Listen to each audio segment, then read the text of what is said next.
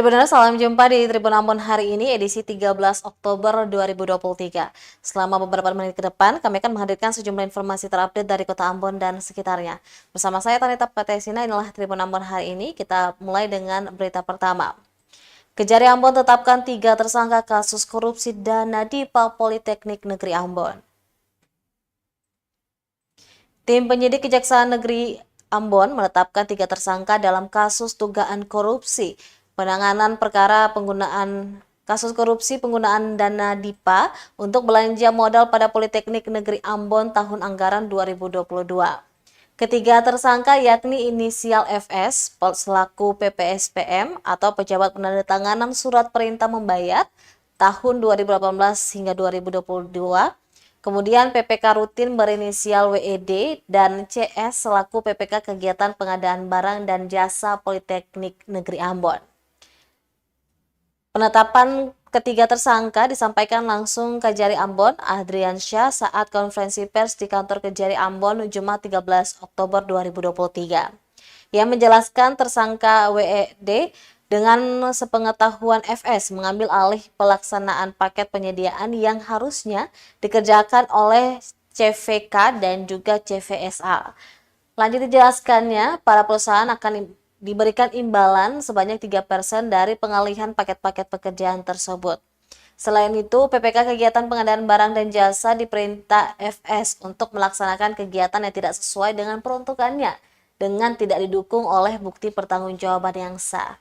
Akibat perbuatan tersebut telah ditemukan kerugian keuangan negara sementara yakni 1.875.260.347 rupiah. Ardiansyah mengatakan kedepannya para tersangka akan kembali dipanggil untuk diperiksa tim penyidik.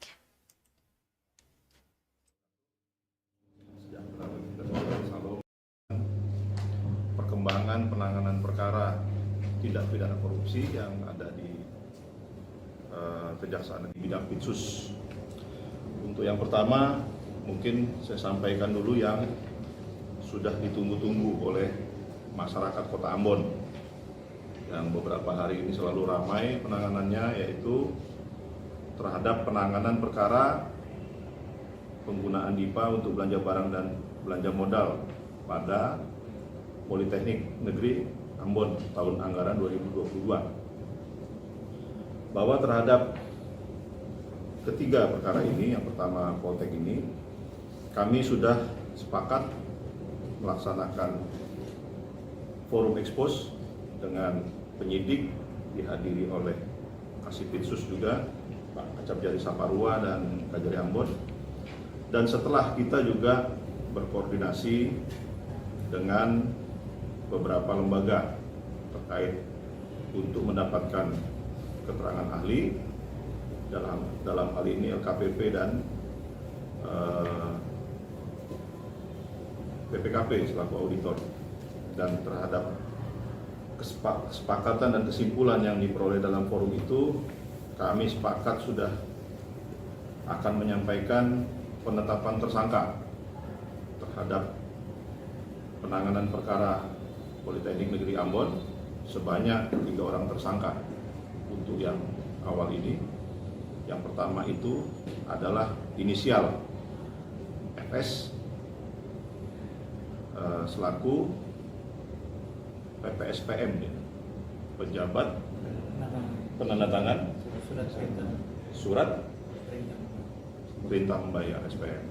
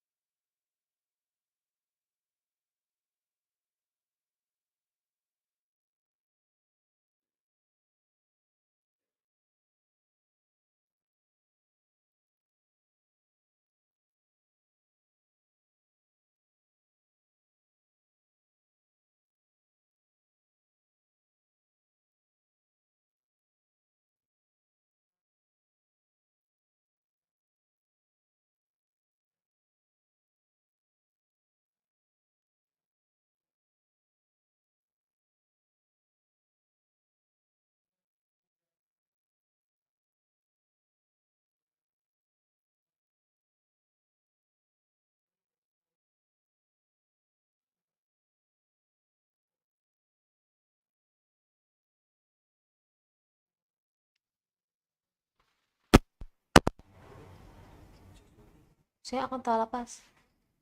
Lalu bagaimana nih?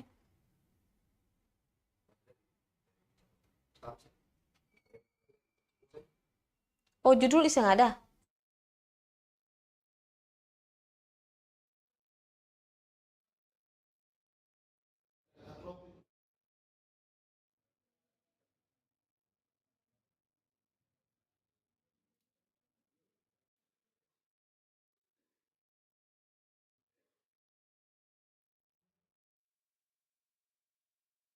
Kan Maluku Tengah, Skomtua Sikal jalani sidang perdana didakwa korupsi dana BOS hingga 3 miliar rupiah. Tiga terdakwa kasus dugaan korupsi penyalahgunaan dana bantuan operasional BOS pada Dinas Pendidikan dan Kebudayaan Maluku Tengah tahun anggaran 2020 sampai 2022 menjalani sidang perdana Kamis 12 Oktober 2023 siang. Ketiga terdakwa yakni mantan Kadis Pendidikan Maluku Tengah Askam Tuasikal, manajer tim manajemen BOS Octavianus Noya, dan pemilik PT Ambon Jaya Perdana Munaidi Yasin. Sidang dipimpin Haris Tewa sebagai Ketua Majelis Hakim, didampingi Lutfi Al-Sakladi dan Agus Hairullah sebagai Hakim Anggota dengan agenda pembacaan dakwaan oleh Jaksa Penuntut Umum Junita Sayatapi. Dalam dakwaan, Jaksa Penuntut Umum mengatakan para terdakwa dalam pengelolaan dana BOS telah melakukan penyalahgunaan di dua kegiatan pada tahun anggaran 2020 hingga 2022, yakni BOS afirmasi, BOS kinerja, bahkan ada di yang fiktif. Yang menjelaskan berdasarkan keputusan Menteri Pendidikan dan Kebudayaan tahun 2020, dana BOS reguler untuk Maluku Tengah sebesar Rp60.562.750. Maksud kami 60.562.750.000 rupiah. Dana BOS kinerja sebesar 1.680.000.000 rupiah yang diberikan untuk 28 sekolah dan dana BOS afirmasi 3,6 miliar untuk 6 sekolah. Sementara di tahun 2021 dengan rincian dana BOS reguler sebesar 70.266.801 rupiah. Maksud kami 70.266.800.000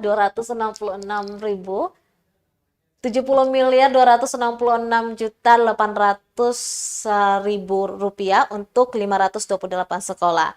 Kemudian BOS kinerja sebesar 980 juta diberikan untuk 12 sekolah dan dana BOS afirmasi sebesar 1 miliar rupiah untuk 25 sekolah. Sedangkan untuk tahun 2022, dana BOS reguler sebesar 67.570.382.507 rupiah diberikan untuk 528 sekolah di Maluku Tengah. Dan dana BOS kinerja sebesar 3.190.000.000 rupiah untuk 30 sekolah dasar dan 11 SMP.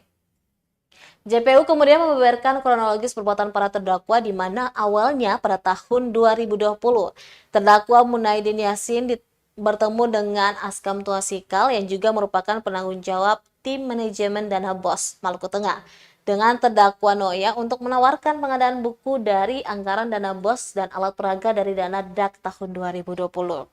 Terdakwa Noya kemudian menyuruh terdakwa Yasin bertemu saksi Fritz Sopakoa selaku anggota atau operator tim manajemen BOS Kabupaten Maluku Tengah untuk pelaksanaan pendataan, pemesanan, serta penjualan buku-buku dari PT Ambon Jaya Perdana kepada sekolah-sekolah penerima dana BOS. Untuk anggaran dana BOS kinerja dan dana BOS afirmasi tahun 2020, terdakwa Tuasikal dan Noya tidak melakukan sosialisasi terlebih dahulu kepada para kepala sekolah penerima dana BOS afirmasi dan dana BOS kinerja, serta tanpa melalui tahapan penyusunan rencana kerja anggaran sekolah atau RKAS yang seharusnya dibuat dan disusun oleh sekolah. Keduanya malah menetapkan kegiatan belanja dari dana BOS kinerja dan dana BOS afirmasi yang diterima oleh masing-masing sekolah sebesar 60 juta rupiah untuk 3 kegiatan belanja, yaitu belanja COVID sebesar 20 juta, belanja internet satelit sebesar 20 juta, dan multimedia sebesar 20 juta. Keduanya juga menentukan pihak yang akan melakukan pengadaan ketiga kegiatan tersebut, yakni PT Intan Pariwara untuk pengadaan belanja multimedia yang merupakan kenalan dari terdakwa Tuasikal dan Noya, serta untuk PT Ambon Jaya Perdana milik terdakwa Yasin.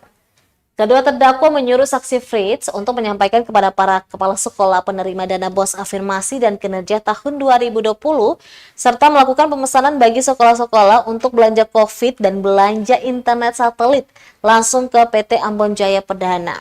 Sedangkan untuk belanja multimedia dilakukan pemesanan oleh pihak PT Intan Pariwara. Pengurusan dana BOS seharusnya melalui akun Dapodik sekolah, namun karena PT Intan Pariwara bukan merupakan perusahaan yang terdaftar dalam SIPLA sebagai perusahaan yang menjual barang multimedia, sehingga pemesanan dilakukan melalui PT Sentra Kriya Edukasi yang merupakan anak perusahaan PT Intan Pariwara serta PT Afirmasi Indonesia Online yang merupakan mitra dari PT Intan Pariwara. Lanjut dijelaskannya, dari total belanja COVID, belanja internet satelit serta belanja multimedia sesuai dengan pesanan dan dibayarkan 100%. Namun, terdapat kegiatan belanja berupa internet satelit yang tidak diadakan dan dilakukan pemasangan oleh Munaidi Yassin. Padahal Munaidi Yassin telah menerima uang sebesar 780 juta rupiah untuk tersebut, namun internet satelit tidak diadakan. Tak sampai di situ, perbuatan ini juga berlanjut untuk anggaran 2021 dan tahun anggaran 2022. Tak hanya internet satelit, belanja multimedia tersebut tidak pernah diadakan oleh terdakwa Munaidi Yassin. Selain itu, di tahun 2021 ada penetapan nomenklatur untuk sekolah dasar dan sekolah menengah pertama se-Maluku Tengah. Maka sekolah diwajibkan untuk melakukan pergantian sampul rapor untuk seluruh siswa sesuai dengan nomenklatur yang baru. Untuk pengadaan sampul rapor yang juga merupakan item kegiatan belanja dari dana BOS reguler yang setiap tahunnya dianggarkan dalam RKA sekolah sesuai dengan kebutuhan jumlah siswa baru. Sekitar bulan November, lanjutnya melalui saksi Saleh Jogja, terdakwa mendapat perusahaan untuk pemesanan sampul rapor dengan harga yang disepakati sebesar Rp28.000 per buah. Perusahaan ini berada di Jakarta. Demi mendapatkan keuntungan dari proses pengadaan sampul rapor tersebut, terdakwa Askem Tosikal dan Noya menetapkan harga ke sekolah sebesar Rp85.000 dengan kesepakatan Rp70.000 ke terdakwa Tosikal dan Rp15.000 ke terdakwa Noya. Lagi-lagi keduanya menghubungi terdakwa Yassin untuk meminjam perusahaan untuk mengadakan pengadaan rapor. Jumlah sekolah yang melakukan pemesanan sampul rapor sebanyak 396 sekolah. Namun khusus untuk sekolah-sekolah di Kecamatan Lehitu, harga sampul rapor yang diberikan sebesar Rp70.000. Pembayarannya dilakukan melalui Baharudin Jamalu selaku koordinator wilayah. Tetapi setelah dilakukan pembayaran, terdakwa Noya meminta penambahan pembayaran dari masing-masing sekolah sebesar Rp5.000 per buah. Selanjutnya dari anggaran Rp3 miliar, terdakwa Noya dan Fritz memberikan terdakwa Tosikal sebesar Rp2.979.830.000 untuk pemesanan sampul rapor sebanyak 42.569 buah dengan harga cetak Rp70.000 per buah. Sedangkan sisanya sebesar Rp589.845.000 dikuasai oleh Octavianus Noya. Akibat perbuatan para terdakwa mengakibatkan terjadinya kerugian keuangan negara dalam pengelolaan dana BOS afirmasi dan juga dana BOS kinerja tahun 2020 hingga 2021, serta pengelolaan dana bantuan operasional sekolah reguler tahun 2001 dan tahun 2022 pada Dinas Pendidikan dan Kebudayaan Kabupaten Maluku Tengah sebesar Rp3.993.294.179. Ketiganya selanjutnya didakwa pasal 2 ayat 1 junto pasal 18 ayat 1 dan 2 dan 3 Undang-Undang Nomor 31 Tahun 1999 sebagaimana diubah dan diperbaharui dengan Undang-Undang Nomor 20 Tahun 2001 tentang pemberantasan tindak pidana korupsi junto pasal 55 ayat 1 ke 1 KUH pidana. Subsidiar pasal 3 junto pasal 8 ayat 1, 2 dan 3 Undang-Undang Nomor 31 Tahun 99 sebagaimana diubah dan diperbarui dengan Undang-Undang Nomor 20 Tahun 2001 tentang pemberantasan tindak pidana korupsi junto pasal 55 ayat 1 ke 1 KUH pidana.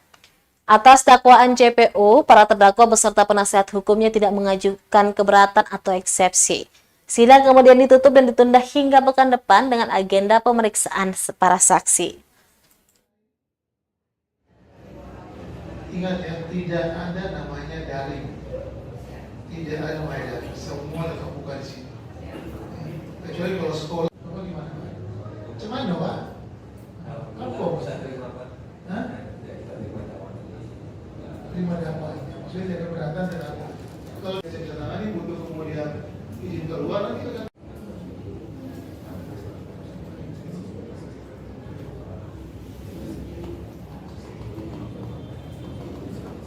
Orang tua keluarnya minta besok terima kasih. Sebenarnya terima kasih.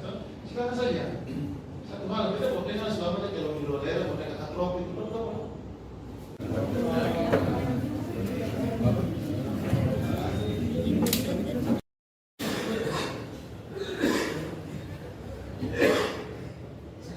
Minum Pak. Mas Dok minum? Makan saja. Saksi saja bikinnya. Baik, silakan. Kalau dari jasa sepanjang mengenai formalitasnya ya, kita masuk semua kepada pokok perkara.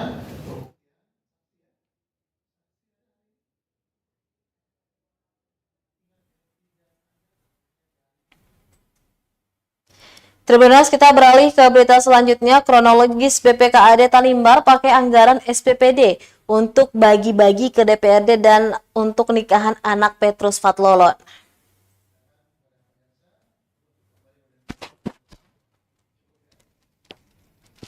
Sejumlah nama anggota DPD Kabupaten Kepulauan Tanimbar KKT tahun 2020 disebut telah menerima aliran dana dari para terdakwa kasus dugaan korupsi anggaran perjalanan dinas pada Badan Pengelolaan Keuangan dan Aset Daerah BPKAD Kabupaten Kepulauan Tanimbar tahun 2020. Uang tersebut seharusnya merupakan anggaran perjalanan dinas sebesar 9 miliar rupiah, namun tak digunakan untuk peruntukannya. Tak hanya DPRD, nama Bupati KKT tahun 2020 yakni Petrus Fatlolon disebut-sebut juga menerima aliran dana tersebut. Hal tersebut terungkap dalam dakwaan Jaksa Penuntut Umum Stendo Sitania saat sidang kasus korupsi tersebut di Pengadilan Tipikor pada Pengadilan Negeri Ambon Kamis 12 Oktober 2023. JPU mengungkapkan dari 9 miliar tersebut sebesar 450 juta diterima bertahap oleh Ketua Komisi B DPRD KKT tahun 2020 dan beberapa anggota DPRD lainnya. Uang tersebut sebagai pemulus agar pembahasan APBD perubahan tahun 2020 diperlancar. Pasalnya pembahasan APBD perubahan alami deadlock. Awalnya, saksi Apolonia Laratmase, salah satu anggota DPD KKT, datang menemui terdakwa Jonas Batlayeri di kantor BPKAD. Saat itu saksi Apolonia Laratmase menjelaskan bahwa kapasitasnya datang sebagai perwakilan anggota DPD KKT.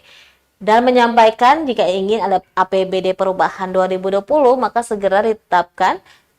Maka beliau meminta untuk menyiapkan uang sejumlah 400 juta rupiah. Dan saat itu karena dana yang tersedia hanya 200 juta rupiah, terdakwa kemudian menyampaikan kalau permintaannya sebesar itu tidak mampu untuk dipenuhi. Akhirnya saksi Laratmase mau dan sepakat dengan 200 juta rupiah. Selanjutnya terdakwa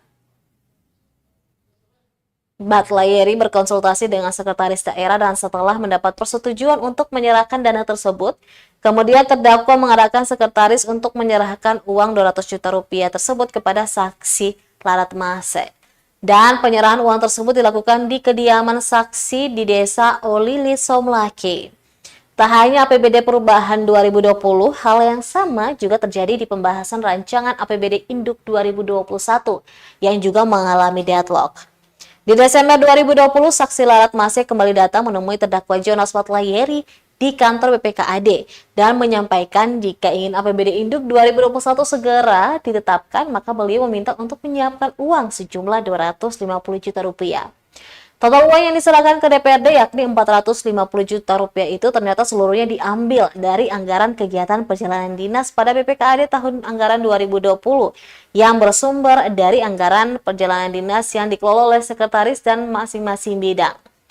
Dalam proses pengumpulan dikoordinir langsung oleh terdakwa Maria Goretti selaku sekretaris dan Kristina Sermatang selaku bendahara pengeluaran berdasarkan arahan terdakwa Jonas Batlayeri selaku kepala badan.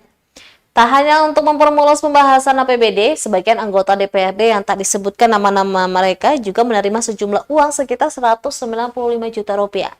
Serta ada pihak lainnya juga menerima uang 160 juta rupiah sekian untuk nikahan anak Bupati Kabupaten Kepulauan Tanimbar saat itu. Atas perbuatan para terdakwa, negara mengalami kerugian hingga 6.682 juta 72.402 rupiah. Para terdakwa yakni Yonas Batlayeri, Kepala BPKAD tahun 2020, kemudian Maria Goretti Batlayeri, Sekretaris BPKAD tahun 2020, Yohan Oratmangun, Kabid Perbendaharaan BPKAD tahun 2020, juga Liberata Malir Masele, Kabid Akuntansi dan Pelaporan BPKAD tahun 2020, Letarius Erwin Layan, selaku Kabid Aset BPKAD tahun 2020, dan Kristina Sermata, Bendahara BPKAD tahun 2020.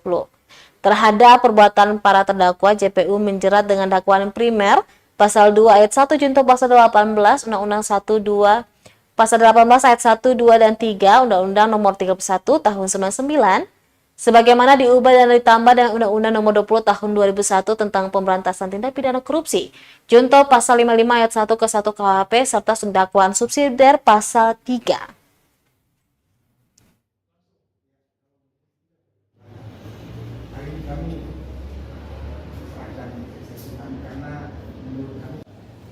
Mengenai masalah ijabah tidak usah.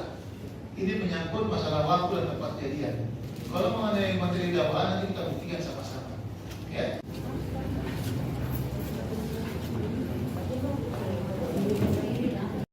Ceritakan kepada jaksa untuk kembali berdasarkan panggilan persidangan. Cukup ya? Ada tadi? Cukup. Cukup. Cukup. Lewat dari titik. Sudah selesai dan ditutup.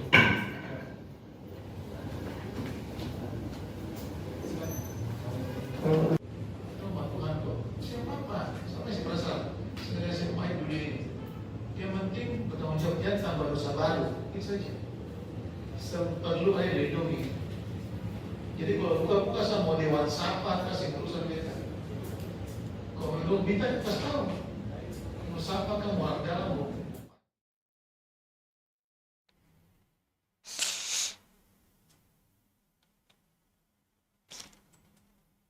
Berita selanjutnya dari Pulau Buru, Tribuners, gudang PT Modern di Namlea ludes terbakar. Gudang tempat penyimpanan barang PT Modern di Kompleks Derfas, Kota Namlea, Kabupaten Buru, hangus dilalap si jago merah pada Kamis 12 Oktober 2023. Api dengan cepat membakar gudang lantaran berisikan bahan mudah terbakar, diantaranya seperti papan, ban, alat berat, dan kaleng cat. Selain itu, bangunan gudang juga berbahan kayu sehingga mudah terbakar. Salah seorang personel pemadam kebakaran, Fausan Tinggapi, kepada Tribunambon.com mengatakan kebakaran terjadi sekitar pukul 15:40 waktu Indonesia Timur. Upaya pemadaman berlangsung kurang lebih 1 jam dibantu personel TNI dan Polri. Beruntung tidak ada korban jiwa dalam kejadian tersebut dan hingga kini penyebab kebakaran masih belum diketahui.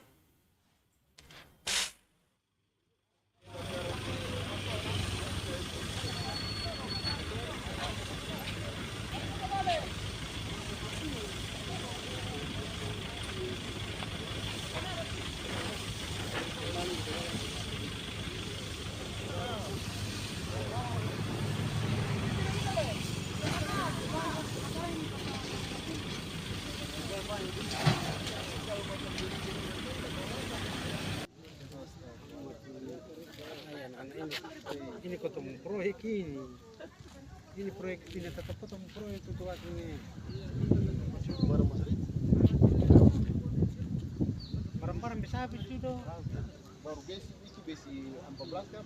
bikin banjir bikin saya bikin lot kalau tidak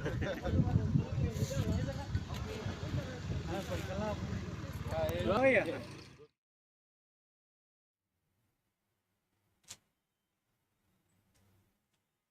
Seminggu pasca diberitakan, jalan rusak depan Polsek Nusa Niwe akhirnya diperbaiki. Jalan rusak yang berada tepat di depan Polsek Nusa Niwe, Kelurahan Benteng, Kecamatan Nusa Niwe, Kota Ambon, akhirnya diperbaiki pada Kamis 12 Oktober 2023 malam. Adapun perbaikan jalan dilakukan Dinas Pekerjaan Umum dan Penataan Ruang Kota Ambon. Pantauan tribunambon.com sekitar pukul 8:40 malam hari, belasan pekerja melakukan proses penambalan jalan berlubang. Nampak arus lalu lintas pun sempat terganggu. Perbaikan yang berlangsung selama 1 jam akhirnya membuat masyarakat lega. Meski perbaikan jalan sempat menyebabkan kemacetan, tetapi masyarakat bersyukur jalanan yang sudah 2 tahun rusak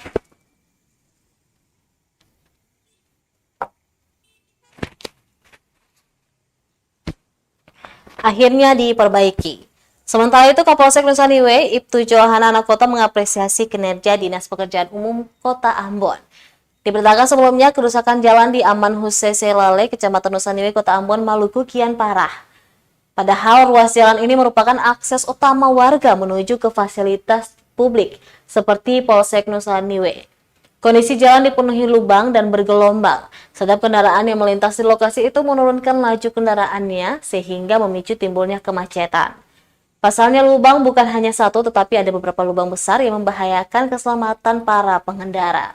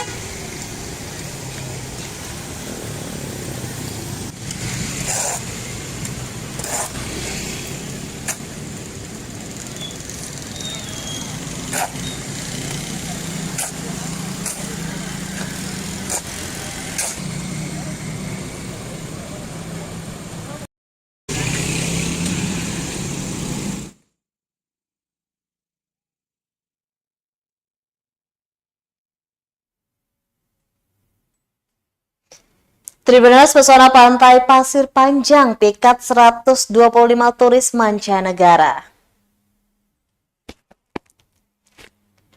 Destinasi wisata pantai Ngurbloat atau yang familiar disebut Pasir Panjang nampak ramai pada Jumat 13 Oktober 2023 siang. Bagaimana tidak, 125 turis mancanegara langsung menyerbu pantai selepas kapal pesiar Ponant asal Prancis itu berlabuh jangkar 1,5 km dari pesisir. Menumpangi perahu karet berkapasitas 12 penumpang, mereka dibawa turun. Tidak sedikit turis yang dibuat takjub dengan keindahan panorama pantai, terlebih pasirnya putihnya yang halus itu. Ketua tim ekspedisi Ponant, Xavier Ngurublot merupakan harta karun Indonesia yang tersembunyi, sehingga 8 jam waktu berlabuh baginya cukup singkat untuk menikmati Ngurublot. Meski begitu, sejumlah aktivitas pantai bisa terpenuhi, mulai dari berjemur, berenang, hingga snorkeling. Ronald Petel, Ketua Badan Pengelola Destinasi Pantai Ngurublot, pun menyambut gembira rombongan ekspedisi Ponant. Ngurublot sendiri ungkapnya menjadi salah satu destinasi andalan di kabupaten berjuluk Aini Ain. Makin banyak kunjungan wisatawan tentu akan meningkatkan pendapatan warga lokal hingga daerah.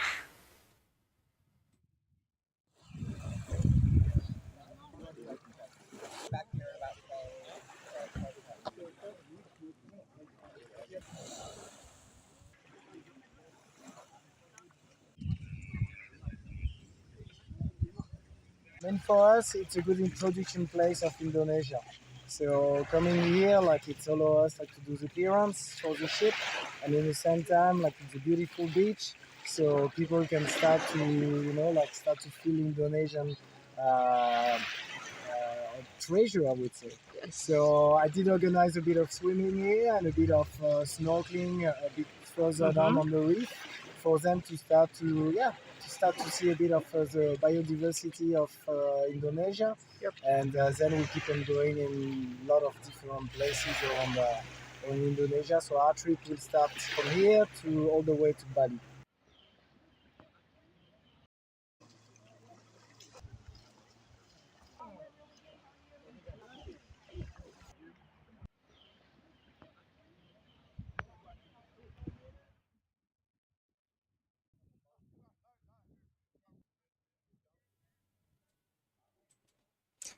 Baik Tribuners, demikianlah Tribun Ambon hari ini edisi 13 Oktober 2023. Saya Tanita Patesina beserta kru yang bertugas undur diri. Sampai jumpa lagi dan amatau. Download Tribun X sekarang. Menghadirkan lokal menjadi Indonesia.